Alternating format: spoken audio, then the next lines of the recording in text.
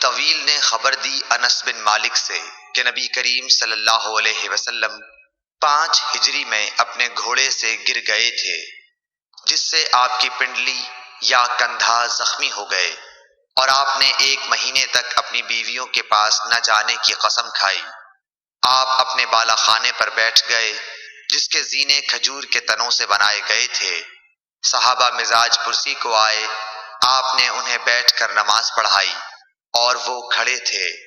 جب آپ نے سلام پھیرا تو فرمایا کہ امام اس لیے ہے کہ اس کی پیروی کی جائے، پس جب وہ تکبیر کہے تو تم بھی تکبیر کہو، اور جب وہ رکوع میں جائے تو تم بھی رکوع میں جاؤ، اور جب وہ سجدہ کرے تو تم بھی سجدہ کرو، اور اگر کھڑے ہو کر تمہیں نماز پڑھائے تو تم بھی کھڑے ہو کر نماز پڑھو۔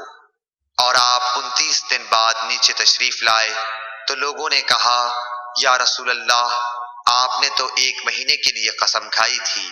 آپ نے فرمایا کہ یہ مہینہ 29 دن کا ہے۔ صحیح بخاری حدیث نمبر 378۔